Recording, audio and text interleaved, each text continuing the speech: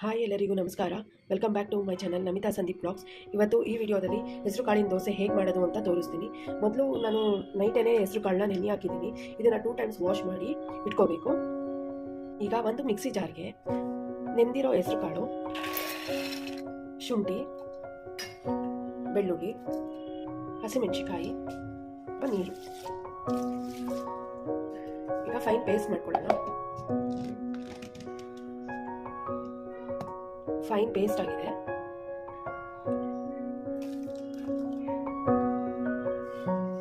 ಸ್ವಲ್ಪ ನೀರು ಸೇರಿಸ್ಕೊಂಡು ಸ್ವಲ್ಪ ರುಚಿಗೆ ತಕ್ಕಷ್ಟು ಉಪ್ಪು ಹಾಕೊಳ್ಳೋಣ. ನೀರು ಎಷ್ಟು ಬೇಕು ಅಷ್ಟು ಸೇರಿಸಿ ಮಿಕ್ಸ್ ಮಾಡಿ. ದೋಸೆ ಹಿಟ್ಟು ರೆಡಿಯಾಗಿದೆ. ದೋಸೆ ಹಿಟ್ಟು ಹಾಫ್ ಅನ್ ಅವರ್ ರೆಸ್ಟ್ ಆಗಲಿ.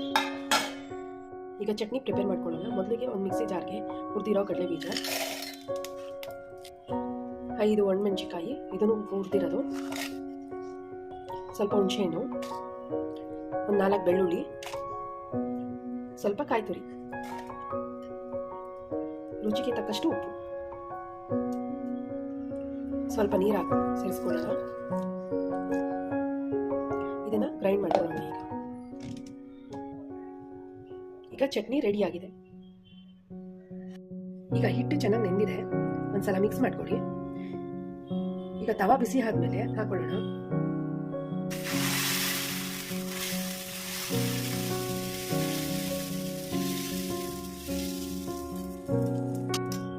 ಸ್ವಲ್ಪ ಎಣ್ಣೆ,